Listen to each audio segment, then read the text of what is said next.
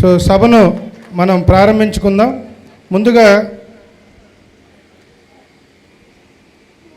గంటా సీతారత్నం గారి ఒక సందేశాన్ని తీసుకుందాం. ఎందుకంటే ఒక నిమిషం అమ్మ, దయచేసి మీరు మాట్లాడాలి. ఎందుకంటే నేను రామారావు సార్ నాకు ఫోన్ చేసినప్పుడు నేను అడిగా, ఎలా మేడం గారు పిరమిడ్ కట్టారంటే, మేడంకి ధ్యానం అంటే తెలీదు, పిఎంసి ఛానల్ ద్వారా రోజు ఆ ధ్యానాన్ని చూస్తూ ఆ స్పీచెస్ అని విని నాకు కాల్ చేశారు శివ, తర్వాత పిరమిడ్ కట్టారనుకున్నాం. మేము నిజంగా పిరమిడ్ కట్టారు, ఇంత అద్భుతంగా ఇంత గ్రాండ్గా మేము ఇక్కడ ఉంచామో కూడా మాకు తెలియదు. తల్లి, మీ యొక్క మెసేజ్ కొత్త వాళ్ళందరూ కూడా ఇన్స్పిరేషన్గా ఉంటుంది. ఫస్ట్ అతిథుల సందేశం తీసుకున్నాక ఫైనల్గా గురువుగారి సందేశం తీసుకుందాం. ఎందుకంటే గురువుగారి సందేశం ఇచ్చేస్తే మెల్లిగా వెళ్ళడం స్టార్ట్ చేస్తారు. అందుకని అతిథుల సందేశం తీసుకుందాం. అమ్మ యొక్క సందేశాన్ని ఒక 5 నిమిషాలు ధ్యానం గురించి మీకు ఇంత ఇన్స్పిరేషన్ ఎలా చెప్పాలి. అందరికీ నమస్కారం అండి. బుద్ధిగా సదానందగిరి స్వామీజీ గారికి చాలా ధన్యవాదాలు. పితామహ పత్రిజీ గారికి కూడా ధన్యవాదాలు చెప్తున్నాను. కృష్ణవేణి అవరం గారికి, అందరికీ, మీరు వచ్చిన వాళ్ళందరికీ ధన్యవాదాలు తెలుపుతున్నాను. నేను ఏ క్లాస్కి అటెండ్ అవ్వలేదండి. ముందుగా పిరమిడ్ ఛానల్ చూస్తే నేను ఇచ్చేసి పిరమిడ్ ఛానల్ చూస్తే నేను స్టార్ట్ చేయాలని అనుకున్నాను. ఇలా స్టార్ట్ చేసి జరిగిందండి. అందరూ వచ్చి చేసుకుంటారని అందరినీ కోరుతున్నాను. మరి నేను అందరూ వచ్చి జ్ఞానం చేసుకోవాలండి. అందరూ వస్తారని ఆశిస్తున్నానండి. థ్యాంక్ యూ తల్లి. అమ్మకు ఒకసారి గట్టిగా క్లాప్ చేద్దాం. ఒకప్పుడు పత్రి సారు ఫిజికల్గా తిరిగితే ధ్యాన ప్రచారం మరి పిరమిడ్స్ వచ్చాయి. అలాంటి తరుణంలో డిజిటల్ మన పిఎంసి ద్వారా ఇలాంటి మహాతల్లులు ఎంతోమంది పిఎంసి చూసి కొన్ని వందల వేల పిరమిడ్లు కూడా రావటం జరిగింది. రీసెంట్గా గురువుగారు మేము అండమాన్ వెళ్ళాము. ఆ అండమాన్ నికోబార్ దీవుల్లో ధ్యానం ఇంత అద్భుతంగా ప్రచారం జరుగుతుంది. 17 పిరమిడ్లు కట్టారు అక్కడ. సో ఎటువైపు వెళ్ళినా కూడా ఈ పిరమిడ్ ధ్యానానికి, శాకాహారానికి ఒక గొప్ప విశిష్టత గురువుగారు ఉన్నప్పుడు కన్నా ఇప్పుడు ఇంకా విస్తృతంగా ప్రచారం జరుగుతుంది. ఇది చాలా ఆనందకరమైన విషయం. ఇప్పుడు మరి Vashishta Gautami pyramid spiritual society trust Krishnaveni madam గారి యొక్క సందేశాన్ని మనం తీసుకున్నాం ఫ్రెండ్స్.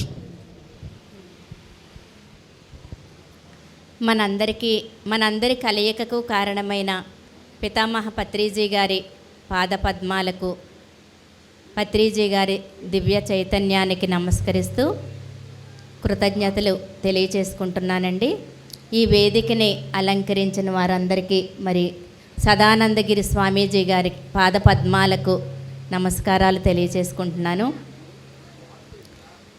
మరి ఈ వేదిక మీద ఇలా కూర్చునే అవకాశం వచ్చినందుకు కూడా నేను కృతజ్ఞతలు చెప్పుకుంటున్నానండి.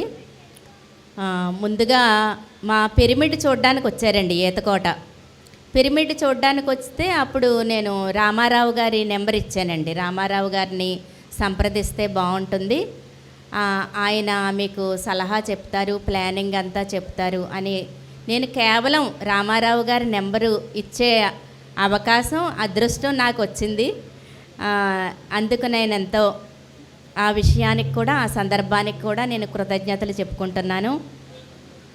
ముఖ్యంగా ధ్యానం అనేది మన నిత్య జీవితంలో ఎంతో ముఖ్యమైనదండి, ఎంతో అవసరమైనది. మరి పితామహ పత్రిజీ గారు ప్రతి మారుమూల గ్రామానికి వెళ్ళి, ప్రతి ఒక్కరి ఇంటికి వెళ్ళి, ఆయన 100% ఆయన 35 సంవత్సరాల పాటు ఆయన చేసిన కార్యక్రమం అంటే 100 సంవత్సరాలు చేసే పని చేశారటండి పత్రిజీ గారు. మొన్న ఎవరో ఒక ఆయన అంటున్నారనమాట అండి, 100 సంవత్సరాల్లో చేసే పనిని 35 సంవత్సరాల్లో చేశారు పత్రిజీ గారు అని చెప్పారనమాట. మరి ఎన్నో వేల జీవితాలలో, ఎన్నో లక్షల జీవితాల్లో మరి ఆయన మార్పు తెచ్చారు. మరి ఆయన యొక్క ఆదర్శవంతాన్ని, ఆయన యొక్క సందేశాన్ని పిఎంసి ఛానల్ ద్వారా అందించాలని ఆయన శరీరం విడిచిపెట్టేసే ముందు ఛానల్ కూడా పెట్టించి వెళ్ళారు. ఆ పిరమిడ్ ఛానల్కి, పిఎంసి ఛానల్కి కూడా మనం ఒకసారి గట్టిగా క్లాప్స్ కొడదామండి. ఈ మేడం కూడా పిఎంసి ఛానల్ చూసి పిరమిడ్ కట్టించడం అనేది చాలా గొప్ప విశేషం. అలాగే రామారావు గారు కూడా ఎంతో రామారావు గారి పరిచయం అవ్వడం కూడా నేను ఎంతో గొప్ప అదృష్టంగా భావిస్తున్నాను. ఆయన కూడా చాలా గొప్ప వ్యక్తి అండి. ఎన్నో వేల పిరమిడ్లు కట్టించారు. ఆయన అసలు ఏమాత్రం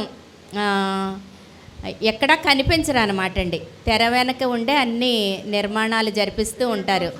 ఇదే ఫస్ట్ టైం అండి ఆయన పిరమిడ్లు కట్టిస్తారు కానీ ఎక్కడా వేదిక మీద కనిపించరు అని నాకు సుస్మిత మేడం అని మా ఫ్రెండ్ ఒక ఆవిడ ఉన్నారండి సత్తుపల్లిలో, ఆ మేడం కూడా చెప్పారు. మన ఈ పిరమిడ్ నిర్మాణాన్ని జరిపించిన మేడం గారికి, మరి పిరమిడ్ నిర్మాణానికి సహకరించి ఈ నిర్మాణాన్ని కట్టించిన రామారావు గారికి కూడా మనం గట్టిగా క్లాప్స్ కొట్టుకుందామండి. మరి ముఖ్యంగా స్వామీజీ గారు, నిజంగా స్వామీజీలందరూ ఇలా మారిపోతే ఎంత బాగుంటుందో అనిపిస్తుంది నాకు. మరి స్వామీజీలంటే చాలా దూరంగా ఉండడం, చాలా స్పెషల్గా ఉండడం, చాలా ప్రత్యేకంగా ఉండడం, ఇలా సమాజానికి దూరంగా ఉండి సాధన చేసుకోవడం అలా చేస్తూ ఉంటారు.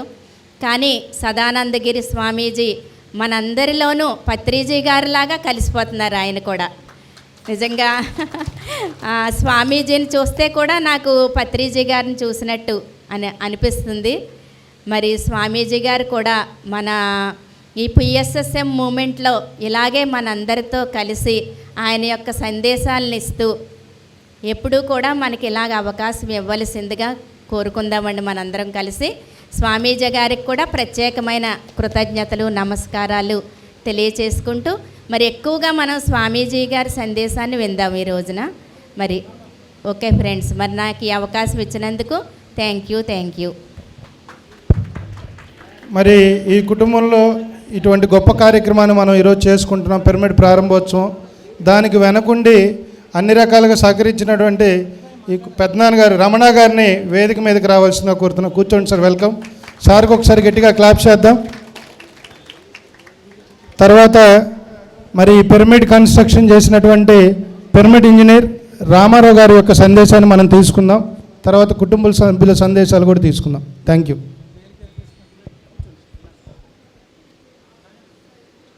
అందరికీ నమస్కారం. మనందరిలోనూ అదృశ్యంగా ఉన్న ఆ మహానుభావుడికి, పితామహ పత్రిజీకి మరొక్కసారి శిరస్సు వంచి వినమ్రతతో స్మరించుకుంటూ, మన ఊరు లూటుకోరు. ఎంత అద్భుతమైన ఊరు! ముక్కోటి దేవతలు ఒక్కసారిగా ఇక్కడే ఉన్నారా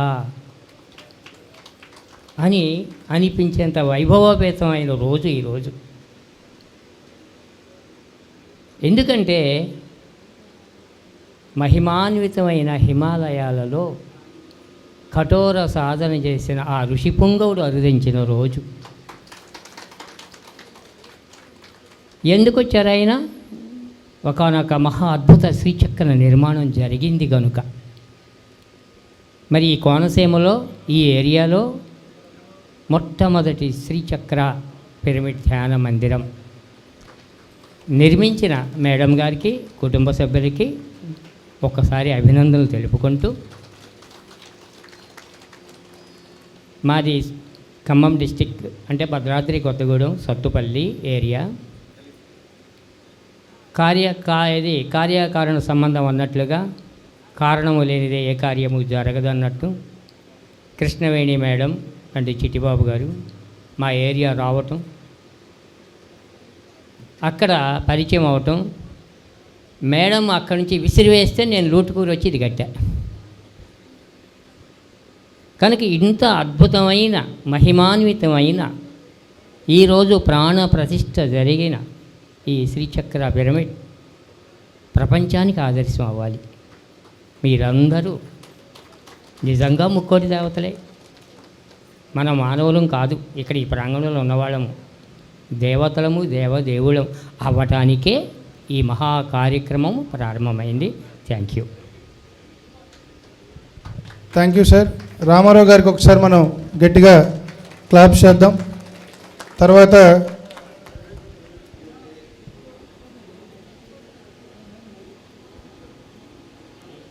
దయచేసి ఎవరు నుంచోవద్దు, చైర్స్ ఉన్నాయి, బ్యాక్ వెళ్ళి కూర్చోండి. తర్వాత గంటా సీతారత్నం గారి కుమారుడైనటువంటి సుదర్శన్ రావు గారి సందేశాన్ని మనం తీసుకుందాం. ఒక మాట పిరమిడ్ ఎందుకు మీరు కట్టాలని సార్, మరి ఈ కార్యక్రమానికి ఎక్కడో ఫారిన్లో ఉంటారంట, చైనానా, సింగపూర్ నుంచి వచ్చారు ఈ కార్యక్రమానికి. సీతారత్నం గారి కుమారుడు, ఒకసారి గట్టిగా క్లాప్ చేద్దాం. సార్ యొక్క సందేశాన్ని తీసుకుందాం. ఇక్కడ ఉన్న వాళ్ళందరూ, ఈ ఊళ్ళో అందరూ నా బంధువులే. అందరికీ మా నాన్నగారి గురించి నేను ప్రత్యేకించి చెప్పగలదు. మా నాన్నగారు చేసిన కార్యక్రమాలు ఏంటి, ఆయన చెప్పిన మంచి ఏంటి, ఆయన ఎంతోమంది ఈరోజు వరకు కూడా ఆయన లేకపోయినా కూడా గుర్తు తెచ్చుకోవడం అన్నది ఇప్పటివరకు జరుగుతూ వచ్చింది. దాన్ని ఇంకా ముందుకు కొంచెం నడిపించాలన్న ఒక ఉద్దేశంతో మా నాన్నగారి పేరు మీద ఏదో చేయాలని ఒక సంకల్పం ఎప్పటి నుంచో ఉన్నది. దాన్ని మా అమ్మగారు ఈ విధంగా పిరమిడ్ ఛానల్ చూస్తూ, పిఎంసి ఛానల్ చూస్తూ పిరమిడ్ ఒకటి కట్టి నిర్మించి ఇక్కడ ధ్యాన మందిరం ఎలా కట్టాలని అనుకుంటున్నాం అని అంటే, దానికి తోడుగా మా నాన్నగారి పేరు మీద ఈ విధంగా చేస్తే బాగుంటుంది, అదే ఆయన పేరు అలా చిరకాలం నిలిచిపోద్దన్న ఒకే ఒక ఉద్దేశంతో దీనికి మేము అందరం కూడా మా అమ్మగారికి సహకారం చేసాము. దాని ద్వారా ఈరోజు ఇది నిర్మించడం జరిగిందండి. Thank you. Thank you sir. సార్కి ఒకసారి గట్టిగా క్లాప్ చేద్దాం. మరి సీతారత్నం గారి మరో కుమారు ప్రసాదరావు గారు మన మధ్యలో లేనప్పటికీ వాళ్ళు కూడా ఈ కార్యక్రమంలో ఉన్నట్టుగా భావించి వాళ్ళకు కూడా ఒకసారి గట్టిగా క్లాప్ చేద్దాం. తర్వాత మధుసూదన్ రావు గారి సందేశాన్ని తీసుకుందాం. ముందుగా స్వామీజీ గారికి, వచ్చిన పెద్దలందరికీ, మా అమ్మగారికి, మిగతాలందరికీ కృతజ్ఞతలండి. మా daddy is the role model first of all మాకు. ఇంకోటి ఏంటంటే, చిన్నప్పుడే మా డాడీ ద్వారాగా నేను SSY అని యోగా కూడా చేశాను. ఆ మెడిటేషన్ అప్పుడే నేను నేర్చుకున్నాను యాక్చువల్గా. సో దాంతోపాటు మా అమ్మగారు ప్రోత్సాహంతో, మిగతా మా కుటుంబ అందరి కోసంతో ఈ పిరమిడ్ అనేది జరిగిందండి. సో అందరూ వచ్చి ధ్యానం చేసుకోవడం వల్ల అందరికీ మేలు జరుగుతుందని ఇది కట్టడం జరిగిందండి. అందరికి థ్యాంక్స్ అండి, కొట్టినట్లు. సో మధుసూదన్ రావు గారికి ఒకసారి గట్టిగా క్లాప్ చేద్దాం. మరి ఈ కుటుంబానికి పెద్దనాన్న అయినటువంటి రమణ గారి యొక్క సందేశాన్ని ఒక నిమిషం మనం తీసుకుందాం. సార్ ఏం మాట్లాడారంటే, ఎందుకంటే ధ్యానం అంటే మౌనం కాబట్టి నేను మౌనంగానే ఉంటా అంటున్నారు. Thank you sir, great message. Ramana గారికి ఒకసారి గట్టిగా క్లాప్ చేద్దాం. సో ఫైనల్గా రవికుమార్ కూడా అదే బాటలో ఉన్నారు. సో వాళ్ళు కూడా మౌన దీక్షలో ఉన్నారు. సో ఫైనల్గా మనందరం ఎదురు చూస్తున్నటువంటి గురుగారి యొక్క సందేశాన్ని మరి ఈరోజు అద్భుతంగా మనం ఆలకిద్దాం my dear friends. Thank you, thank you, thank you. గురుదేవా.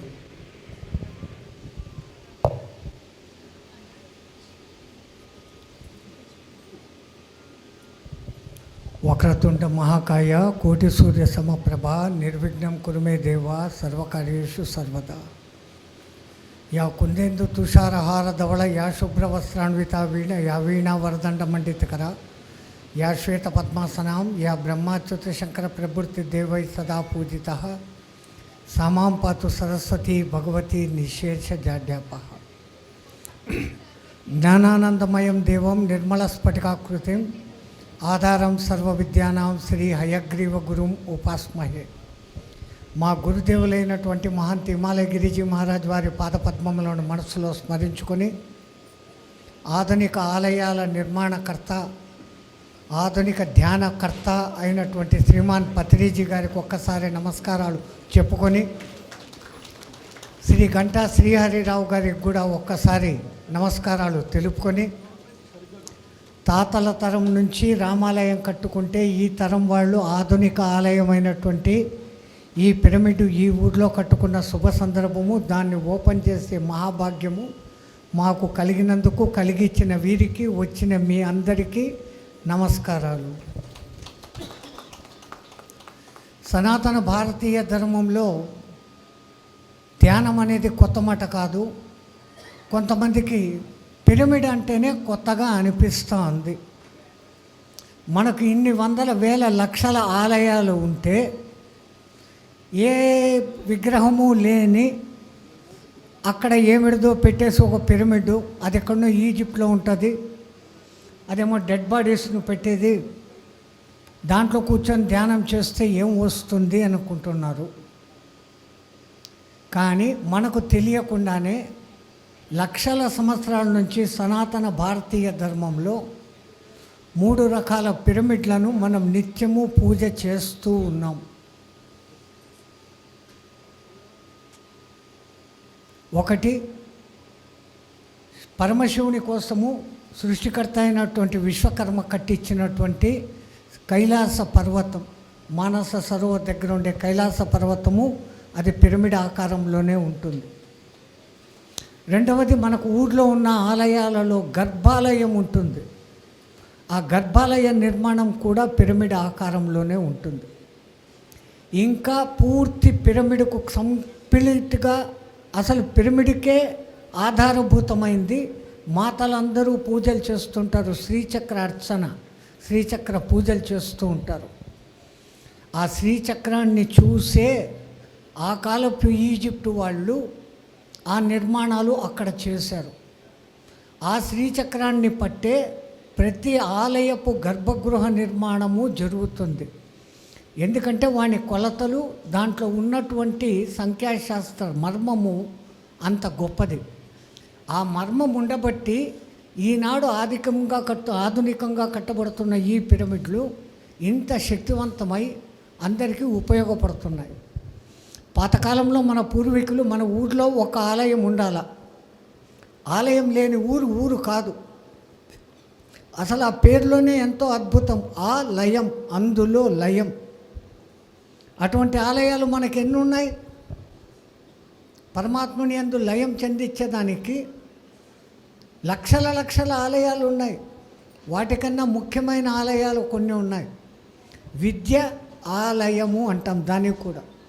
అక్కడ పోయి విద్య నేర్చుకోవాలంటే మాస్టర్ చెప్పింది వినాలా, మాస్టర్ చెప్పింది పాటించాలా, అప్పుడు అందులో మనం లయం కాగలం.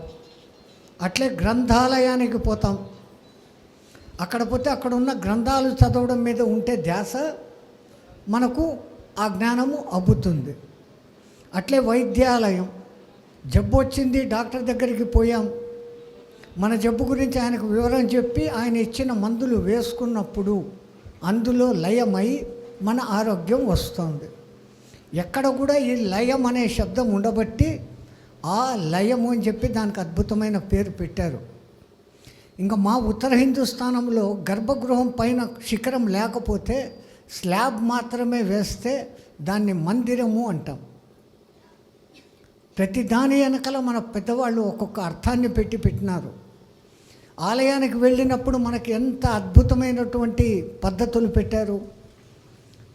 పురాతన పెద్ద ఆలయాల్లో పైన ముందు పెద్ద గోపురం ఉంటుంది. ఆ గోపురం మీద నానా రకాల చిత్రమైన బొమ్మలన్నీ ఉంటాయి. అంటే అదంతా నీ లౌకికం రా, దాన్ని దాటుకొని నువ్వు లోపలికి రా, నీ దగ్గర ఉన్న చెప్పులు అక్కడ బయట పెట్టి అని. చెప్పులు బయట పెట్టడము అని అంటే అర్థము, ఆ చెప్పులు బయట పెట్టినాక నేను ఫలానా రెడ్డి, నేను ఫలానా నాయుడు, నేను పెద్ద ఇంజనీరు, నేను ఫారెన్ నుంచి వచ్చాను, నేను ఆడ, నేను మొగ, నేను సన్యాసిని, నేను ధ్యానిని, ఏదీ లేదు. నేను జీవాత్మ, నువ్వు పరమాత్మ, నీతో కలిసేకి, నీతో లయం అయ్యేదానికి వచ్చాను అని చెప్పేదానికి చెప్పులు బయట ఇడ్చమంటారు మనోళ్ళు. ఆ తర్వాత లోపలికి వెళ్తాము. కనపడినటువంటి ఆ గర్భగృహంలో ఒక రూపం ఉంటుంది, ఒక చిన్న దీపం వెలుగుతూ ఉంటుంది. ఆ చిన్న దీపంలో ఆ మూర్తి సరిగ్గా కనపడదు. పంతులు గారు వచ్చి ఒక కర్పూరం వెలిగించినప్పుడు ఆ దివ్యమంగళ రూపం కళ్ళ నిండా కనపడుతుంది. ఆ రూపాన్ని చూసుకొని వాళ్ళు ఇచ్చిన తీర్థప్రసాదం తీసుకొని అదే ఆలయంలో పక్కన ధ్యాన మండపము అని ఉంటుంది. అక్కడ కాసేపు కళ్ళు మూసుకొని ధ్యానం చేయనైనా అని మన పెద్దోళ్ళు చెప్పారు. అవునా? మనకందరికీ ఇది అలవాటే. కానీ పెద్దోళ్ళు చెప్పిన ఈ శిష్టాన్ని మనం అక్కడ పాలించాం. చెప్పులైతే బయట వదిలిపెట్టేస్తాం, మళ్ళీ బయటికి వచ్చేంత వరకు ఎవడూ చెప్పకుండానే, ఎవడూ నేర్పించకుండానే మనంతకు మనం ఒక కొత్త మంత్రం చదువుతా కూర్చుంటాం. చెప్పులు బయట వదిలిపెట్టి దర్శనం చేసుకొని మళ్ళా బయటకు వచ్చేంత వరకు మనమందరం ఒక గొప్ప మంత్రం చదువుతూ ఉంటాం. ఏమా మంత్రం? బయట వదిలిపెట్టిన చెప్పులు ఉంటాయో లేవు, బయట వదిలిపెట్టిన చెప్పులు ఉంటాయో లేవు. ఈ స్థాయిలో ఉన్నాం. ఆ గర్భగుడం దగ్గర కళ్ళు తెరిచి బాగా చూడయ్యా ఆ విగ్రహాన్ని అంటే ఆడమట్టుకు నలకాయ వంచి చేతులతో పెట్టి తలకాయ వంచి కళ్ళు మూసుకుంటాం, చూడం. ఆ ధ్యాన మండపంలో వచ్చుకొని కళ్ళు మూసుకొని నువ్వు ఇంతకుముందు చూసిన దివ్యమంగళ రూపాన్ని చూసుకోయా అంటే అక్కడా పని చెయ్యం. ఆడ కూర్చున్నప్పటి నుంచి ఇటు చూస్తాం అటు చూస్తాం, తెలిసినోడు ఎవడు కనపడినాడా, ఏ అమ్మ ఏ చీర కట్టుకొని వచ్చింది, ఏ పిన్ని ఏ గాజులు వేసుకొని వచ్చింది, ఎవడొచ్చాడు, ఎవడైనా తెలిసినోడు కనపడినా అంటే ఏరా గుళ్ళోకి వచ్చినావా, తిక్క ప్రశ్న. గుళ్ళోనే ఉండి అడగడం అంటే మాటలు కలుపుకోవడం. ఇంకా ఆ నుంచి ఏం మాటలు, మీ అల్లుడు అమెరికాకు పోయినాడే, డబ్బులు ఏమైనా పంపినాడా లేదా, దిక్కుమాల సంసారం గోల ఇక్కడ గుళ్ళో కూడా. గుడికి మనం అందుకు వస్తాం ఆ పరమాత్మని యొక్క గొప్పతనం తెలుసుకొని మనం అదిగా మారేదానికి. కానీ మనం అక్కడ పోయి కోరికల చిట్టా చెప్పను మొదలు పెడతాం. అది కూడా ఎట్లా, వాడిచ్చిన టెంకాయ వానికి కొట్టి. టెంకాయ ఎవరిది? మందా? మనం ఏమన్నా అంటే కనుక 20 రూపాయలు పెట్టి కొన్నానంటాం. ఇంట్లో చట్నీ చేసుకోవాలంటే పెద్ద టెంకాయ తీసుకోపోతావు, మామూలుగా పోవాలంటే చిన్న టెంకాయ 10 రూపాయల టెంకాయ కొనుక్కోపోతావు.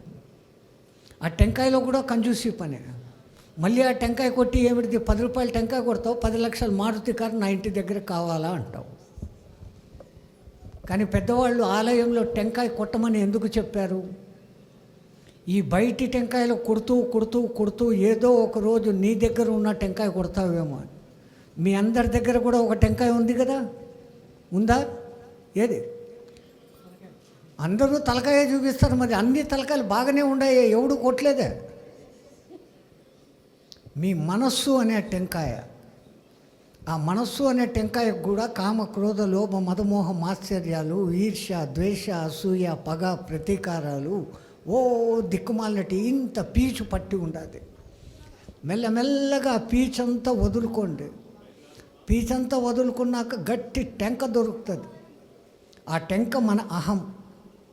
అప్పుడు అహాన్ని కూడా పగలగొట్టేస్తే, హే ప్రభు, ఏ పరమాత్మ, నాలో ఇప్పుడు ఈర్ష్య ద్వేష పగ ప్రతీకారాలు లేవు, అసూయ లేవు, ద్వేషం లేదు, అసలు నాకు అహంకారం కూడా పోగొట్టుకున్నాను, తెరచిన నా మనస్సును నీ కాళ్ళ దగ్గర పెడతా ఉండాను అని టెంకాయ కొట్టేసినాక ఆ పిలక తీస్తాం. ఆ పిలక ఉన్నంత వరకు 2 కళ్ళు కనపడుతూ ఉంటాయి. పిలక తీసేసినాక 3వ కన్ను వస్తుంది. అదే జ్ఞాన నేత్రం. మనకు జ్ఞానం కలిగింది అని అర్థం. ఇంత అర్థంతో మన పెద్దోళ్ళు పెట్టినారు. సేమ్ ఇటువంటి అర్థాలే ఆ శ్రీచక్రంలో కూడా ఉంటుంది. శ్రీచక్రము అనేది మామూలుగా గీతలుగా రాగి ఆకు మీద బంగారు మీద గీస్తే దాన్ని భూసురము అంటారు. అదే అంతస్తులుగా నిర్మాణం చేస్తే శ్రీచక్ర మేరువు అంటారు.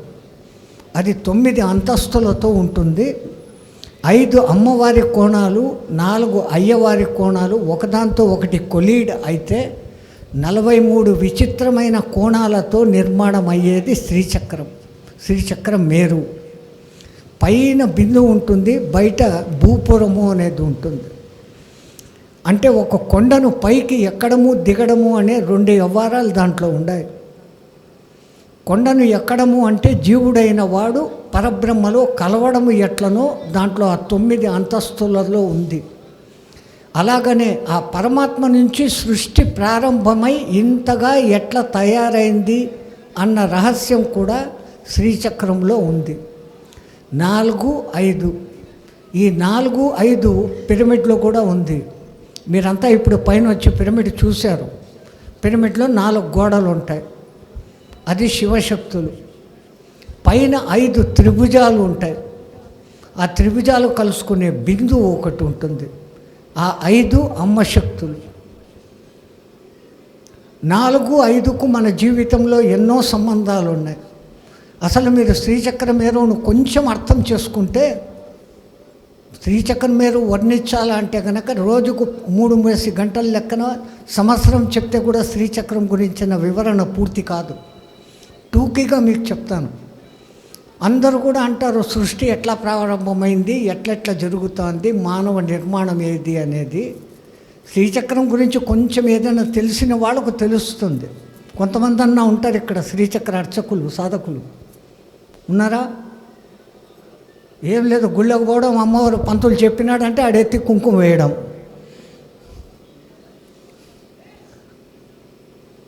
కానీ అమ్మ పూజలు చేసేవాళ్ళు అమ్మవార్లను ఏం అనేదానికి లేదు. పైన ఒక బిందువు ఉంటుంది. అసలు శ్రీచక్ర నిర్మాణం ఎట్లా ఉంటుంది అంటే, ఒక బిందువు, తర్వాత ఒక త్రికోణము, ఆ తర్వాత 8 కోణాలు, ఆ తర్వాత 10 అంతర్కోణాలు, 10 బహిర్కోణాలు, 14 కోణాలు, 8 దళాలు, ఆ తర్వాత 16 దళాలు, భూపురము. ఇవన్నీ కలిపితే 9. అందుకు అమ్మవారి పూజలు నవార్ణవ పూజలు అంటాం. ఆ బిందువు అంటే పరమేశ్వరి అయినటువంటి ఆదిస్వరూపం. అది ఒక్కసారి సంకల్పించుకొని సృష్టి చెయ్యాలా అనుకున్నప్పుడు ఆ సృష్టిలో నుంచి త్రిగుణాలు బయటకు వచ్చాయి, సత్వతమో రజోగుణాలు. అదే మొదటి త్రికోణం. ఆ తర్వాత అది పంచభూతాలు, సూర్యుడు, చంద్రుడు, జీవుడు అనే 8 విభాగాలుగా మారింది. ఆ తర్వాత స్టెప్పు అష్టకోణము. ఆ విధంగా ఏర్పడినటువంటి జీవుడిలో అంతర్దశారము అంటే 10 కోణాలు, అంటే మనలో ఉన్న 10 ప్రాణాలు. ప్రాణ, అపాన, వ్యాన, ఉదాన, సమానాలు అనే 5, నాగ, కూర్మ, కుర్కుర, దేవదత్త, ధనుంజయ అనే 5. ఈ 10 ప్రాణాలు మనలో పనిచేస్తూ ఉండే. ఆ తర్వాత బయట ఉండే 10 కోణాలు అంటే మన జ్ఞానేంద్రియ, కర్మేంద్రియాలు. ఆ తర్వాత 14 అంటే మనలో ఉన్న 14 చక్రాలు. 7 చక్రాలు మూలాధారము, స్వాధిష్టానము, మణిపూరకము, అనాహతము, విశుద్ధి, ఆజ్ఞ, సహస్రారం అని పైన ఉంటే, తుంటి చక్రము, ఊరు చక్రము, తొడల చక్రము, జాదు చక్రము అంటే మోకాళ్ళ చక్రము, పిక్కల చక్రము, మడమ చక్రము, పాదపు చక్రము, అరికాలు చక్రము అనే 7 చక్రాలు అధోలోకాలు. ఇదే మన పెద్దవాళ్ళు చెప్పిన 14 లోకాలు. అవి ఎక్కడో లేవు. అతల, వితల, సుతల, తలాతల, రసాతల, పాతాళాలు అనేది మన కటి ప్రాంతం వరకు. కటి నుంచి పై వరకు వస్తే, నాభిస్థానం నుంచి పైకి వస్తే మనము సహస్రారం వరకు భూలోక, భూవర్లోక, మహాలోక, జనలోక, తపోలోక, సత్యలోకాలు అనే 7 పైలోకాలు. బయట ఏమేముందో, బ్రహ్మాండంలో ఏముందో ఈ పిండాండంలో కూడా అదే ఉంది అని చెప్పేదానికి ఆ మహాశ్రీచక్రం ఒక మహా ఉదాహరణ. అదే శ్రీచక్రానికి ఉన్న ఆ 5-4 లక్షణాలను పెట్టుకునే పిరమిడ్ నిర్మాణం జరిగింది. రెండవది, పిరమిడ్లో సంఖ్యాశాస్త్రం చాలా గొప్పగా పాటించబడుతుంది. ఏ పిరమిడ్ కలిపినా దాని కొలతలు ఎక్కడో ఒక చోట 9తో కలవాలా అని అంటారు. 9 సంఖ్యకు మనకు అంత ప్రాధాన్యత ఇచ్చాం. మనకున్న అంకెలు 1 నుంచి 9 వరకు అంకెలు. ఇంకా తర్వాత సంఖ్యలుగా మారుతాయంటే ఇవే పెరిగి మారుతాయి. 1, 4 కలిస్తే 14 సంఖ్య అయింది. 1 అనే అంకె, 4 అనే అంకె కలిస్తే అట్లే 153 అనండి, కోటి అనండి, 10 కోట్లు అనండి, 1,00,000 కోట్లు అనండి. ఏమన్నా కానీ ఏం రాయాలన్నా ఈ 9 నెంబర్లతోనే రాయాలి. ఈ 9 నెంబర్లలో కూడా మళ్ళా 9కి అత్యంత ప్రాముఖ్యత. ఆ 9 అంటే సర్వం ఖలిద్వం బ్రహ్మ, అంతా బ్రహ్మంలో కలిసిపోతుంది అని. అందుకే మన పూర్వీకులు జపం చేసేటప్పుడు జపమాలకు 108 పూసలు ఉండే దండనే పెడతారు. అమ్మవారి అర్చనలు, అయ్యవారి అర్చనలు చేయాలంటే 108 నామాలతో అష్టోత్తర శతనామావళి అంటారు.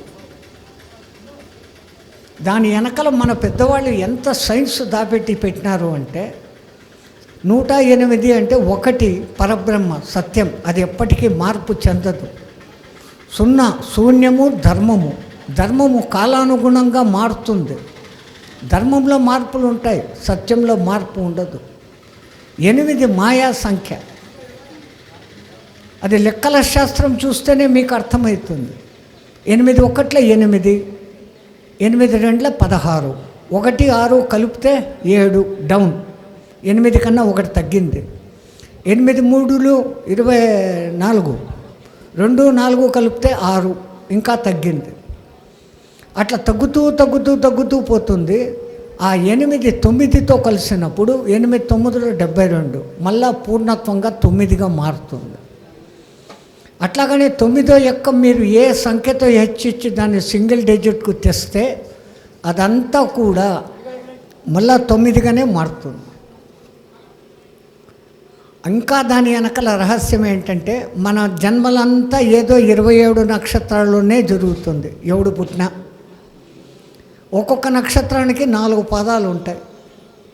27 × 4 108. మనమంతా 12 రాశుల్లోనే తిరగాడుతూ ఉంటాం. మన బతుకులన్నింటినీ కంట్రోల్ చేసేది 9 గ్రహాలు. 12 × 9 108. ఇంతింతటి రహస్యాలు మన వాళ్ళు వెనకపెట్టి మనకింత అర్థాలు చెప్పారు. మనకు ఆ రహస్యాలు తెలియక ఏదో అనుకుంటున్నాం. అట్లాగనే ఈ పిరమిడ్ అనేది విశ్వశక్తిని కాన్సన్ట్రేషన్గా గ్రహించే ఒక శక్తి కేంద్రం. ఎక్కడ పిరమిడ్ నిర్మాణం జరుగుతుందో ఆలయ నిర్మాణం కన్నా శక్తివంతంగా విశ్వశక్తి తరంగాలను గ్రహించి ఆ చుట్టుపక్కలకు అది తరంగాల రూపంలో పంపుతుంది. మీకు అందరికీ అర్థం కావాలంటే ఒక మాట, ఇప్పుడు ఇక్కడంతా ఎండ ఉంది, ఓ కాగితం తీసి ఇక్కడ పెట్టాను, అది కాలదు. ఒక భూదద్దం తీసుకొని వచ్చి అక్కడ పెడతాం సూర్యకిరణాల దగ్గర. ఆ భూదద్దం దగ్గర నుంచి ఆ సూర్యకిరణాలు కాన్సన్ట్రేషన్ అయి వస్తాయి. అప్పుడు పేపర్ కాలుతూ ఉంది. మన చుట్టూ సూర్యకిరణాలే ఉన్నప్పటికీ భూతద్దం ద్వారా కేంద్రీకరణ జరిగినప్పుడు మంట పుడుతుంది. ఎట్లాగానో ఆలయ గోపురాలు, పిరమిడ్లు అట్లాంటివి. కర్మ ఆలయం కట్టినాక ఇప్పుడు ఎవడో కోటీశ్వరుడు ఉంటాడు, మొత్తం 1 పైసా బయట వాడి దగ్గర తీసుకోకుండా పూరా మందిర్ వాడే నిర్మాణం చేస్తాడు. లోపల బండలు పరుస్తాడు, విగ్రహాలు కొత్తవి తెప్పిస్తాడు, పూజారులను తెప్పిస్తాడు, పూజలు చేపిస్తాడు, అన్నీ చేస్తాడు. గుడి మొదలైన తర్వాత దినం నుంచి వానికైనా కానీ గర్భగృహంలోకి ప్రవేశం ఉందా? అక్కడ ఉన్న పూజారు ఒక్కడే తప్ప ఇంకోడు గర్భగృహంలోకి ప్రవేశించేకి లేదు. ఇంకెవరైనా ప్రవేశిస్తారంటే మాలాంటి సన్యాసులం ప్రవేశిస్తాం. కానీ ఈ పిరమిడ్ కట్టిన వాళ్ళు కూడా పిరమిడ్ అనే ఆ గర్భగృహం లోపల ఉండవచ్చు. గర్భగృహానికి ఒకటే తలుపు ఉంటుంది, ఇంకేం ఉండవు. పిరమిడ్కు కూడా ఒకే వాకిలి ఉంటుంది. ఆ వాకిలి ఉన్న మొదటి వాకిలి 4 4 4తో ఉన్నాయి శివశక్తులు అని చెప్పాను కదా. మొదటి 4 ధర్మార్థ కామ మోక్షాలు అనేది. ధర్మం అనే మార్గం కూడా నువ్వు పిరమిడ్లోకి వచ్చి ధ్యానం చేసుకొని చెప్తా ఉంది. అది ధర్మంగా నువ్వు ప్రవర్తిస్తున్నప్పుడు, ధర్మంగా ధ్యానం చేస్తున్నప్పుడు నీ కామన అనే కోరికలు తీరుతాయి. అర్థము అంటే డబ్బులు చిక్కుతాయి. ఆ తర్వాత నీకు మోక్షము కూడా కలుగుతుంది. ధర్మార్థ కామ మోక్షాలు పిరమిడ్ యొక్క ద్వారం ఉన్న మొదటి గోడ. దానికి ఎదురుపక్క గోడ 4 యుగాలుగాను నువ్వు ఉన్నావు అని చూపించేదానికి. ప్రతి యుగంలో మనం ఉన్నాం. ఆ సత్యయుగంలో ఉన్నాం. అద్భుతంగా వేల సంవత్సరాలు బతికాం. కేవలం అక్కడ ధ్యానమే చేసుకుంటూ బతికాం. ఆ తర్వాత త్రేతాయుగానికి వచ్చాం. యజ్ఞయాగాదులు చేయను మొదలుపెట్టాం. ద్వాపర యుగానికి వచ్చాం. పూజలు వ్రతాలు చేయడం మనకు మొదలుపెట్టాం. కలియుగం వచ్చాం. ఈ దిక్కుమాలిన కలియుగంలో మనకు టైం లేదు. దిక్కుమాలిన బతికేదే 100 ఏళ్ళు. సరిగ్గా నిండు 100 ఏళ్ళు కూడా సరిగ్గా బతికి చస్తామో తెలియదు. ఆ బతుకుతున్న 100 ఏళ్ళు అని లెక్క పెట్టుకున్నా కనీసం అంటే 50 ఏళ్ళు సగం కాలం నిద్రలో పోతుంది. 15 20 ఏళ్ళ వరకు ఏమీ గుర్తింపు లేదు. తనంతకు తాను ఒక ఉద్యోగంలో చేరినప్పుడు ఫలానా ఆయన కొడుకు అని ఆయన పిచ్చుకుంటా ఉన్నాడు. ఉద్యోగంలో చేరి పెళ్లి చేసుకుంటే ఇప్పుడు వానికి ఒక గుర్తింపు. ఆ 20 ఏండ్లు వృధా బతికే. ఇంకా 80 ఏండ్లు దాటినప్పటి నుంచి నట్టుబోట్లంతా లూజ్ అయిపోతాయి, కళ్ళు కనపడదు, చెవులు వినపడవు. ఆ 20 ఏండ్లు వృధా బతికే. నిండు 100 ఏళ్లలో మనం ఎంతకాలం బతుకుతున్నాం? అంతా కలిపితే 15 ఏండ్లు. ఈ 15 ఏండ్లలో సినిమాలు, టీవీలు, యాత్రలు, ఆ ఊరికి పెళ్ళిళ్ళు, ఈ ఊర్లకు పెళ్ళిళ్ళు. నిజమైన మన బతుకు మనం ఎంత బతుకుతూ ఉన్నాం, మనల్ని మనం ఎంత తెలుసుకుంటున్నాం, ఆత్మతత్వం తెలుసుకోవటం. రమణ మహర్షి గురించి మీలో చాలామందికి తెలిసి ఉంటుంది. 14-15 ఏండ్ల వయసులో అతనికి సడన్గా లైట్ వెలిగింది. నేను ఎవరు అనుకున్నాడు. ఉన్న ఊరు ఇడిచిపెట్టి అరుణాచలంలో కూర్చున్నాడు. ఈ పొద్దు భగవాన్ రమణ మహర్షి అని పిలువబడుతూ ఉన్నాడు. అంటే ఆ విధంగా మనం కూడా నేను ఎవడో తెలుసుకోవాలనుకుంటే సన్యాసి అయిపోవాల్సిన పనిలే. మన ఋషి మునులు అందరూ కూడా సంసారులే. సంసారం దివ్యంగా చేసుకుంటూ, తన వ్యాపారం దివ్యంగా చేసుకుంటూ కూడా భగవంతుని చేరవచ్చు. పూజలు పునస్కారాలు, గుడికి పోయేసి వస్తాం, అది పుణ్యం సంపాదించుకునేకే. ఆత్మజ్ఞానం సంపాదించుకోవాలంటే మార్గము ధ్యానము ఒకటే. ధ్యానానికి మించి రెండో మార్గం లేదు. అందుకే మన పూర్వ ఋషిమునులు కూడా యజ్ఞాలు చేస్తారు, యాగాలు చేస్తారు, అన్నీ చేస్తారు. పక్కన పోయి మూల కూర్చుంటారు, కళ్ళు మూసుకొని ధ్యానం చేయడం మొదలు పెడతారు. ధ్యానం చేస్తున్నప్పుడు మాత్రమే సైంటిఫికల్గా కూడా ప్రూఫ్ అయింది. సెరిబ్రల్ ఫ్లూయిడ్ అంటారు. ఇక్కడ మీకు ఇంగ్లీష్ మాటలు చెప్తే అర్థం కావు, తెలుగులోనే చెప్తాను. మెదడు ద్రవం అనేది పుర్రెలో ఉంటుంది. నాడీ మండల వ్యవస్థనంతా కంట్రోల్ చేసేదానికి మన మేరుదండంలో మేరు ద్రవము అనేది ఒకటి ఉంటుంది. రెండు వేరు కాదు. ఆ మేరు ద్రవం అంటే మన వెన్నెముకలో తిరుగాడుతూ ఉండేది ఒక ద్రవము. మెదడు దెబ్బ తినకుండా పుర్రె లోపల కంట్రోల్గా పెట్టేదానికి ఆ పరమాత్మ చేసిన అద్భుత నిర్మాణము ఒక జలం ఉంటుంది. ఆ రెండు జలాలు ఏకీకృతం కావు. దీని పని ఇది చేసుకుంటూ ఉంటుంది, దాని పని అది చేసుకుంటూ ఉంటుంది. ధ్యానంలో కూర్చున్నప్పుడు ఈ మేరుదండంలో ఉన్న ఆ జలము మెల్లగా పైకి పాకను మొదలు పెడుతుంది. దాన్నే కుండలిని యోగము అని అంటారు. కుండలిని యోగ రూపకంగా చేయాలా అంటే రోజుకు 18 గంటల లెక్కన 7.5 సంవత్సరాలు సాధన చేస్తే తప్ప కుండలిని శక్తి సిద్ధించదు. కానీ ధ్యానం అంటూ చేయను మొదలుపెట్టిన 15-20 రోజుల్లో కూడా పూర్వజన్మ సుకృతం ఉంటే ఆ ఫ్లూయిడ్ పైకి తిరగడం మొదలు పెడుతుంది. ధ్యానంలో అంతటి గొప్ప శక్తి ఉంది. కష్టమైంది కూడా కాదు. ఒకవేళ అష్టాంగ యోగం ఎవరైనా నేర్చుకొని నేను అష్టాంగ యోగం చేసుకొని సమాధి స్థితికి పోతాను అంటారు. అష్టాంగ యోగం అంటేనే 8 రకాల దాంట్లో సిస్టమ్స్ ఉన్నాయి. యమ నియమాలు, బాహ్యేంద్రియ నిగ్రహము, అంతరేంద్రియ నిగ్రహం. మనం ఈ రెండింటినీ నిగ్రహించలేకుండా ఉండాం. పోకూడని చోట్లకు పోతుంటాం, చేయకూడని పనులు చేస్తుంటాం, చూడకూడనటి చూస్తుంటాం, వినకూడనటి వింటుంటాం, తినకూడనటి తింటుంటాం, అనకూడనటి అంటుంటాం. ఇన్ని పనులు చేస్తే బయటికి పోయే రెండు కూడా కంపుగానే బయటికి పోతూ ఉంటాయి. నవరంధ్రాల నుంచి కర్మమే, మన నవరంధ్రాల నుంచి మలినమే ఉంది. ఈ మలినమైనటువంటి దేహాన్ని సుందర దేహంగా మార్చుకునేదానికి ఏం చేయాలి? ఒక్క నిమిషం దిక్కుమన్న దేహము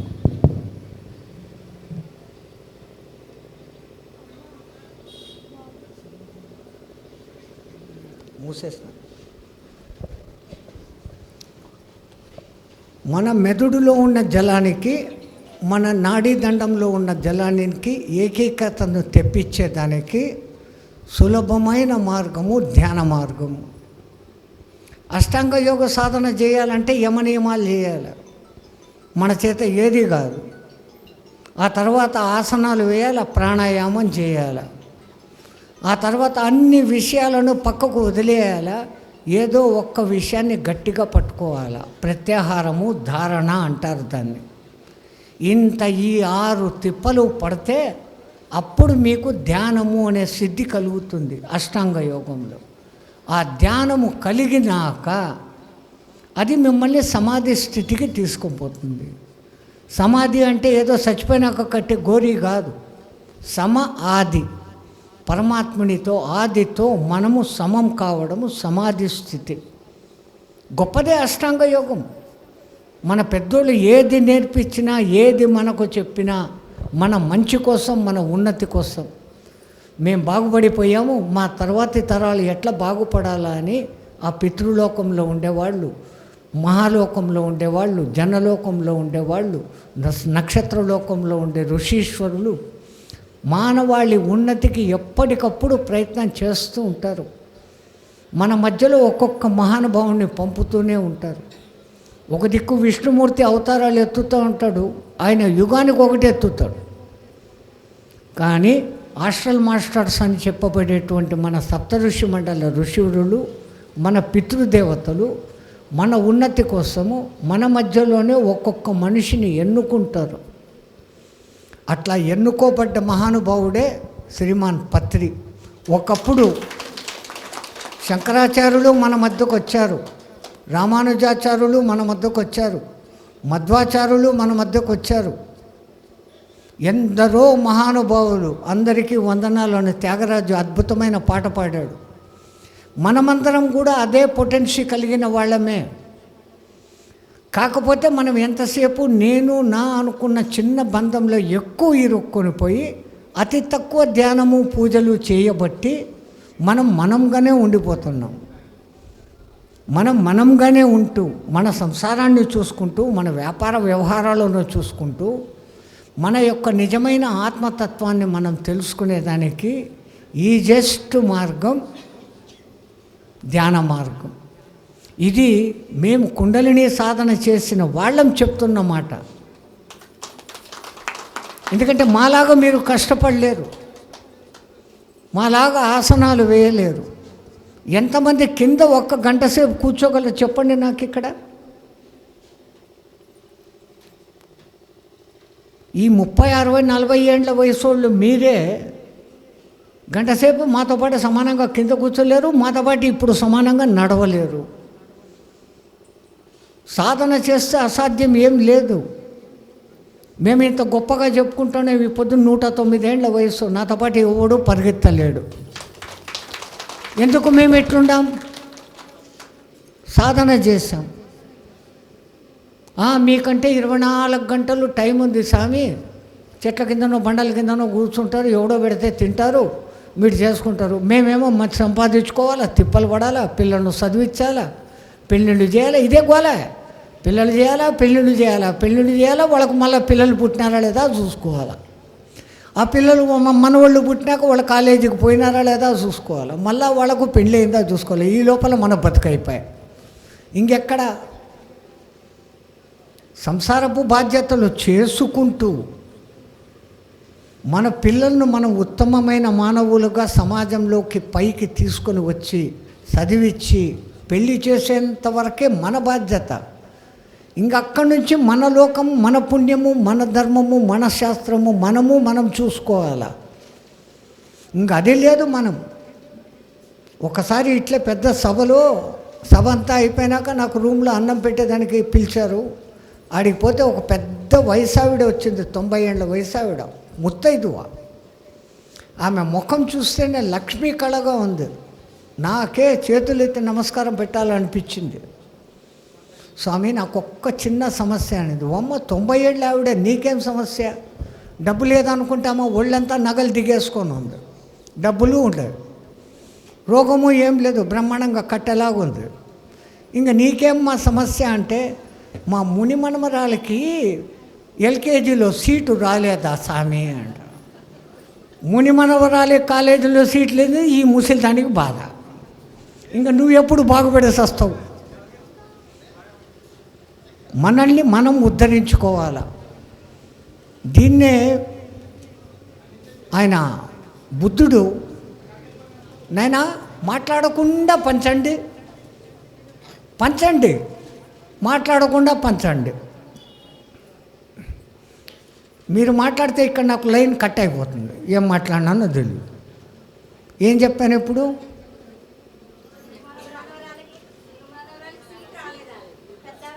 అది దూరం, అది అయిపోయింది.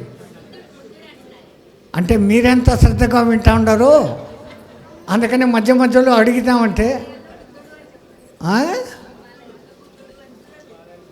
బుద్ధుడు ఒక మాట అంటాడు వాళ్ళ పాలీ భాషలో.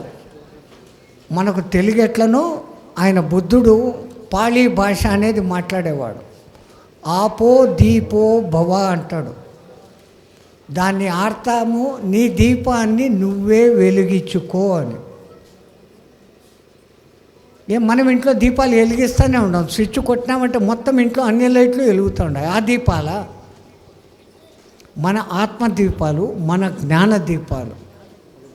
దాన్ని వెలిగించుకునేదానికి బయట కరెంటు, అగ్గిపెట్టె, నూనె, దీపము ఏమీ అవసరం లేదు. ఆ జ్యోతి నీ లోపలనే ఉంది, దాన్ని నువ్వు గుర్తించాలి. వానాకాలం వచ్చి మబ్బులు పట్టినప్పుడు చంద్రుడు సూర్యుడు ఎట్లా కనపడ్డో అట్లా అది కమ్మేసి ఉంది నీ మనస్సును, ఆత్మను, రెండింటినీ కూడా. నీ కోరికలు, ఇష్టాలు, ఆశలు, వ్యవహారాలు అనే వ్యవహారాలు దాన్ని కప్పేసి ఉన్నాయి. ధ్యానము అనే ఒక కీ, తాళం చెవి తీసుకొని ఆ గేట్లు తెరిచినప్పుడు అద్భుతమైన వెలుగుతో ఆ సూర్యుడు తిరిగి కనిపించినట్లు మనకు కనపడుతుంది. దానికోసం ప్రయత్నం చేయాలి. కానీ ఇప్పుడు ఈ కలికాలంలో కొందరు అందరూ బాగా తయారయ్యారు. ఆరోగ్య విషయం మీద ఇంట్రెస్ట్ ఉంది, ఆధ్యాత్మికం మీద ఇంట్రెస్ట్ ఉంది. ఎవరేం చెప్పినా శ్రద్ధగా వచ్చి వింటూ ఉండరు. ఎక్కడెక్కడ యోగా క్లాసులు ఉన్నాయంటే అక్కడికి పరిగెత్తుతూ ఉండరు. యోగా నేర్చుకోవడం చాలా సులభము, చాలా కష్టము. చాలా లాభాలు ఉన్నాయి, చాలా ఇబ్బందులు ఉన్నాయి. ఎవడో ఒకడు ఉన్నాడంట, బాగా కోటీశ్వరుడు, కానీ పరమ పిసినారు. యోగాలు నేర్చుకోవాలా అనుకున్నాడు. పేపర్లలో చూస్తే ఫలానా సెంటర్ 6,000 రూపాయలు ఫీజు, ఫలానా సెంటర్ 10,000 రూపాయలు ఫీజు అన్నారు. వామ్మో, ఫీజు కట్టకుండా ఎవడైనా నేర్పిస్తాడా అని చూడడం మొదలుపెట్టి ఎక్కడా కనపడలే. స్నేహితులను అడిగాడు, ఒరే ఎవరైనా ఉచితంగా యోగా నేర్పిస్తారా, నాకు నేర్చుకోవాలని ఉంది యోగాసనాలు అని. వాడు ఎవడో మంచి స్నేహితుడు. వాడు అన్నాడు, అరే టీవీలో యోగా కార్యక్రమాలు వస్తూ ఉంటాయి కదరా, అవి చూసేసుకో, నేర్చుకో, పైసా ఖర్చు లేదు కదా అన్నాడు. నువ్వురా స్నేహితుడు అంటే చాలా మంచి స్నేహితుడివి, మంచి సలహా ఇచ్చినావని పేపర్ చూసుకున్నాడు. పేపర్లో రేపు పొద్దున 10 గంటలప్పటికి యోగా క్లాస్ ఉంది. షాప్ కాలో కొడుకును కూర్చోబెట్టేసి ఇంటికి వచ్చాడు. దానికి ముందు దినమే కొత్త రూమ్ ఒకటి పెట్టుకున్నాడు వీడు తనకు అని. ఆ రూమ్లో టీవీ గీవీ అన్నీ పెట్టుకున్నాడు. ఆ రూమ్లోకి పోయాడు. పోయే ముందర భార్యతో అన్నాడు, ఓయ్ నేను లోపల యోగా నేర్చుకుంటాను, నన్ను ఎంత మాత్రం ఎవడు డిస్టర్బ్ చేయమాకండి అన్నాడు. లోపల పోయినాక డౌట్ వచ్చింది, ఈ తిక్కది ఎవరినో కొన్ని లోపలికి పంపిస్తుందేమో అని. ఆ 30,000 రూపాయలది కొత్త దర్వాజా, దానికి లోపల గడ పెట్టేసుకున్నాడు. టీవీ ఆన్ చేశాడు. టీవీ యాంకర్ వచ్చాడు. నేను ఎన్నో పరిశోధనలు చేసి ఒక కొత్త రకం ఆసనం కనిపెట్టినాను, ఈ ఒక్క ఆసనం వేస్తే చాలు అందరూ ఏడుకో పోతారు అని వాడు ముందే అన్నాడు. వాడు చెప్పేశాడు రహస్యం, వీడికి అర్థం కాలే. నేను ఏడుకో పోవాలి, ఒక్కటే నేర్చుకోవాలా, ఏడుకో పోవాలా, చెప్పు అన్నాడు. వీడు చెప్పు అంటే అది చెప్తుందా, టీవీ మాటలు వింటుందా, అది చెప్తానే ఉంటుంది. కింద కూర్చోండి అన్నాడు. వాడు కింద కూర్చున్నాడు. ఈ ఎడమ చెయ్యిని తీసి కుడి మోకా లోపల నుంచి తీసి చెవు పట్టుకోమన్నాడు. వీడు నేర్చుకునే ఆతృత ఎట్టొకటి చేసి పట్టుకున్నాడు. ఇప్పుడు ఈ ఎడమ కాలుని తీసి మెడ మీద వేసుకో అన్నాడు. ఆ మెడ మీద ఎట్టొకటి చేసి వేసుకున్నాడు. ఇప్పుడు తలగా వంగిపోయింది, గొంతులోంచి శబ్దం రావడంలే, కళ్ళకు టీవీ కనపడడంలే. తర్వాత అంటాడు. ఇంత లోపల వాని అదృష్టం కరెంటు పోయింది. వీడు ఇప్పుకోవాలని చూస్తే ఇప్పుకునేకి చేతగాలి, వేయడమైతే వేసినాడు, తీసుకునేకి చేతగాలి. కాపాడు కాపాడు అంటున్నాడు. భార్యకు వినపడ్డంలే. ఒకవేళకి వినపడిన తలకు గడియ పెట్టుకొని ఉన్నాడు. వానికి ఇంకా భూమి మీద నూకలు ఉండబట్టి వాళ్ళ కొడుకు ఏదో పని మీద వచ్చాడు, చిన్న కొడుకు. అమ్మ నాయన ఏడే, రే ఆయన డిస్టర్బ్ చేయమాకు, లోపల యోగా నడుచుకుంటున్నాడు. యోగానా పాడా కరెంటు పోయి 10 నిమిషాలు అయింది. నాయనా నాయనా అని తలుపు తట్టినాడు. ఒరే తీరా తీరా అంటున్నాడు. వీడు లోపలికి వీడు తీయలేడు. ఎంతకు పలకడం లేదు ఏమని కిటికీలో నుంచి చూస్తే ఆడ ఎంతో ఒక పెద్ద ముద్ద ఉంది. తలకాయ ఒక దిక్కు, కాళ్ళు ఒక దిక్కు, చెయ్యి ఒక దిక్కు. తలుపు తట్టే తలుపు తెరుచుకోదు. ఆఖరికి 30,000 రూపాయల దర్వాజా డమాల్ పగలగొట్టి లోపలికి పోయినారు. కాలు పీకితే కాలు రాదు, చేయి పీకితే చేయి రాదు. మళ్ళా పక్క వీధిలో పోయి ఎవడో యోగా మాస్టర్ ఉంటే వాడి దగ్గరికి పోయి 5,000 రూపాయలు ఫీజు కట్టి వీడిని మళ్ళా నట్టుబొట్లు ఇప్పదీసిరి. యోగా ఈ కాలంలో అట్లా ఉండదు. మనము ఇక్కడ ఏమీ చేయాల్సిన పనిలే. కింద కూర్చోలేని వాళ్ళు కూడా కుర్చీలో కూర్చోవచ్చు. చేయాల్సిందంతా ఇది జ్ఞానేంద్రియాలు, ఇది కర్మేంద్రియాలు. ఈ రెండింటిని నేను చేర్చి పెట్టుకున్నాను, కంట్రోల్లో పెట్టుకున్నాను అన్న ఒక్క సంకల్పం. ఆసనం కూర్చున్నాం, సుఖ ఆసనం. పతంజలి మహర్షి చెప్తాడు, సుఖానస్తే స్థిరాసనంలో కూర్చో, స్థిరమైన ఒక ఆసనంలో కూర్చో అన్నాడు. కూర్చున్నాం. ఇంకా ప్రాణాయామం చేయమంటాడు ఆయన. ఇక్కడ మనం ప్రాణాయామం బదులు మన ప్రాణంతో మనం ప్రయాణం చేస్తున్నాం. అయినా విచిత్రమైన విషయము పత్రిజీ గారు చెప్పింది, ధ్యానము అంటే శ్వాస మీద ధ్యాస అన్నారు కదా. మనకెప్పుడు తిండి మీద ధ్యాస, మిగతా అన్నిటి మీద ధ్యాస. భోజనము లేకుండా మానవుడు ఎన్ని రోజులు ఉండగలడు? అన్నం తినకుండా ఎన్ని రోజులు ఉండగలరు? మీరు ఎన్ని రోజులు ఉండగలరు? వామ్మ ఒక్క దినము ఏదో ఉపవాసాలు, పండగ, పూజ అనగానే పంతులు గారు ఎప్పుడు ఉద్వాసన చెప్తాడా అని కంటి చూసుకుంటూ ఉంటాం. ఆఖరి టెంకాయ కొట్టేది ఎప్పుడా అని. ఏకాదశి ఉపవాసాలు ఉండడం లేదు, ద్వాదశి ఉద్యాపనలు చేయడం లేదు. కానీ మీ ఆంధ్రప్రదేశ్ వాడే ఆంధ్రప్రదేశ్ సాధించేదానికి 50 రోజులు అన్నం తినకుండా కూర్చున్నాడు ఒక మహానుభావుడు. ఎవడో తెలుసా? మర్చిపోయినా. మనల్ని మేలు చేసిన వాళ్ళని మనం మర్చిపోతాం. ఈరోజు ఆంధ్రప్రదేశ్ మనకు ఉంది అంటే, తమిళనాడులో నుంచి బయటకు వచ్చి ఉంది అంటే ఆ పొట్టి శ్రీరాములు తన జీవితాన్ని త్యాగం చేశాడు. 50 రోజులు ఉపవాసం ఉండి అన్నం తినకుండా, సత్యాగ్రహం అని. సో ఒక మనిషి 50 రోజులు ఉండగలడు పట్టుదలగా మొండి చేస్తే. నీళ్లు లేకుండా ఎన్ని రోజులు ఉండగలం? మహా అంటే 1 వారం ఉండగలం. ఆ తర్వాత జైశ్రీరామ్. ఆ రెండింటికంటే ముఖ్యమైనది. అందరూ ఇట్ట ముక్కు మూసుకోండి. ఎంతసేపు ఉంటారు? నేను చెప్పానండి, ముక్కులు మూసుకోకండి అమ్మాయి, ఎవరైనా పోతే కూడా పోతారు. 30 సెకండ్ల కన్నా ఎవడు ఎక్కువసేపు ఉండలేడు. ఇంతటి మనకు ముఖ్యమైన ప్రాణాధారం. తల్లి కడుపులో మనం గాలి తీసుకోవడంలే, ఆ మాయా జలము ఉమ్మి జలంలో ఉండం. బయటికి వచ్చినాం, శ్వాస తీసుకుంటున్నాం. ఆ బయటకు వచ్చి శ్వాస తీసుకొని చచ్చేంత వరకు గాలి పీల్చుకొని వదులుతున్నాం మనకు తెలియకుండానే. ఏ పొద్దున్న మనంతకు మనం తెలిసి గాలి పీల్చుకొని వదిలామా? ఆ అవసరం మనకు కలిగిందా?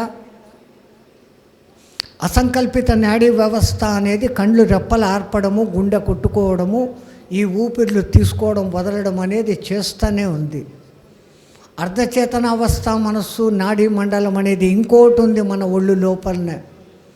అది నిద్రపోతూ ఉన్నా కానీ సచేతకంగా ఉంటుంది. ఇన్నిన్ని వ్యవస్థలు మన బాడీలో పెట్టుకొని మనం ఏ ఒక్కదాన్ని వాడుకుంటాలేము. ఉత్త జాగృత స్థితిలోనే ఉంటున్నాం. నిద్రపోతున్నాం, కలలు కంటున్నాం. కలలు కూడా లేని ప్రశాంతమైన సుషుప్తి అవస్థ స్థితి 1 గంట సేపు పొందుతాండాం. అది కూడా మనకు తెలియకుండా. కానీ పొద్దున్నే లేచి ఏదో ఒళ్ళంతా కాస్త తేలిగ్గానే I had a very sound sleep in the night అంటాను. ఆ ధ్యాన స్థితిలో మనం మెలకువగా ఉండి సుషుప్తి స్థితిలోకి తీసుకుపోయే స్థితి ధ్యాన స్థితి. అందుకని పత్రిజీ గారు మన పూర్వీకులు మన కోసం పంపిన ఆ మహానుభావుడు పత్రి తాను తన ఉద్యోగాన్ని వదిలిపెట్టి ఈ ధ్యానము అనే దాన్ని నేర్పించడం మొదలుపెట్టి కేవలం 30 ఏండ్లలోనే మన భారతదేశంలో కాకుండా విదేశాలలో కూడా ఇప్పుడు లక్షలాది పిరమిడ్లు తయారైనాయి. ఎందుకు తయారవుతాయంటే ఆ పిఎంసి అనే ఒక ఛానల్ ద్వారా ఈ మహాతల్లి కేవలం పిఎంసి ఛానల్ చూసి కట్టుకునింది. పత్రిజీ ఆశయం ఏమంటే ఇంటి మీద ఒక పిరమిడ్ ఉండాలా, ఊరందరికీ ఒక పిరమిడ్ ఉండాలా. పిరమిడ్లు ఎందుకు పనిచేస్తాయనే దాని మీద శ్రీమాన్ లక్ష్మణరావు గారు అనే ఆయన మొన్న ఒక పిరమిడ్ కట్టారు పేరవరం అనే చోట. కర్తాల్లో ఉండే పిరమిడు 160 అడుగుల పిరమిడ్ అయితే ఆయన కట్టిన పిరమిడ్ 220x220 అడుగుల పిరమిడ్. 5,000 మంది లోపల కూర్చొని ప్రశాంతంగా ధ్యానం చేసుకోవచ్చు. అంత పెద్ద నిర్మాణం పెట్టాడు. ఈజిప్టులో ఉన్న గాజా పిరమిడ్ తర్వాత భూమి మీద ప్రపంచంలో ఉన్న పెద్ద పిరమిడ్ మీకు ఇక్కడనే మీ ఆంధ్రప్రదేశ్లోనే ఉంది. తెలంగాణలో అయితే కనుక ఆ కర్తాల్ అనే హైదరాబాద్ పిరమిడ్ అది పెద్దది. దానికన్నా పెద్దది ఇది. ఎంత పెద్దదైతే దాని శక్తి అంత దూరానికి తరంగాల రూపంలో పోతుంది. మన పూర్వీకులు గర్భగుడి కట్టిన లక్షణం కూడా అదే. గర్భగుడి పైన కలశం ఒకటి ఉంటుంది. ఆ కలశము విశ్వశక్తిని తీసుకొని లోపల ఉన్న విగ్రహానికి ఇస్తుంది. ఆ విగ్రహము తరంగాల రూపంలో చుట్టూ వెదజల్లుతూ ఉంటుంది. గుడికి పోయిన వాళ్ళు, గుడికి పోని వాళ్ళు అందరికీ కూడా మంచి జరుగుతుంది. నెత్తిన పెట్టుకో. అదే సిస్టమ్ పిరమిడ్ కూడా. ఆ లక్ష్మణరావు గారు కొన్ని రకాల ప్రయోగాలు చేశారు. 9x9 పిరమిడ్ కట్టితే దాని ఆరా తరంగాలు ఎంత దూరం పోతాయి అనేసి కొన్ని మిషన్ల ద్వారా ప్రయోగం చేసి చూశారు. 9x9 పిరమిడ్ కడితే దగ్గర 700 మీటర్ల దూరం వరకు దాని తరంగాలు పోతున్నట్లు తెలుసుకున్నాడు ఆయన. టమాటాలు తీసుకున్నాడు, 3 టమాటా పండ్లు మామూలుగా టేబుల్ మీద ఒకటి పెట్టాడు, ఫ్రిడ్జ్లో ఒక టమాటా పండు పెట్టాడు, పిరమిడ్ లోపల ఒక టమాటా పండు పెట్టాడు. బయట పెట్టిన టమాటా పండు 4 రోజులకు కుళ్ళిపోయింది. పిరమిడ్ లోపల పెట్టిన టమాటా పండు నెల వరకు ఉండింది. పిరమిడ్ లోపల పెట్టిన టమాటా పండు పెట్టినట్లే ఉంది. దాంట్లో నీటి శాతం మట్టుకు తగ్గింది, కుళ్ళిపోలే, చెడిపోలే.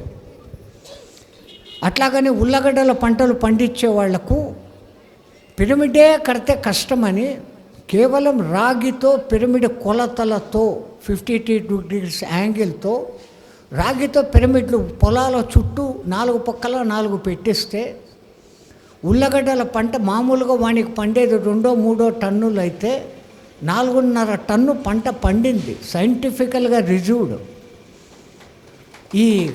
ఆ దిక్కుమాలిన జబ్బు ఒకటి వచ్చింది కదా, కోవిడ్.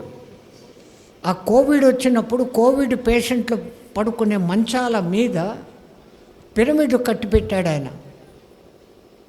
ఐక్యూలో ఉండాల్సిన వాడు ఏ మందులు వాడకుండా బాగుపడి బయటకు వచ్చాడు.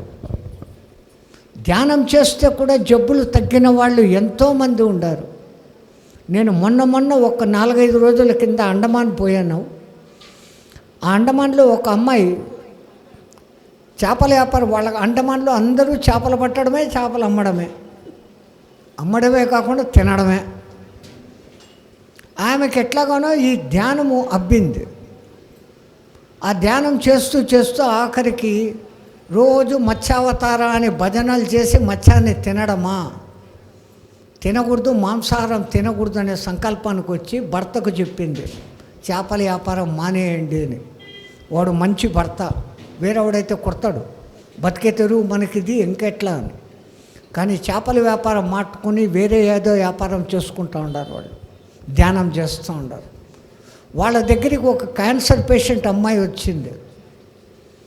అన్ని చోట్ల చూపించుకున్నారు. వాళ్ళు చేపలు పడుతూ బాగా లక్షలు కోట్లు సంపాదించుకున్నారు. వాళ్ళు డబ్బులన్నీ పోతూ ఉండే, కానీ ఈ మెడ దగ్గర వచ్చిన క్యాన్సర్ పోలే.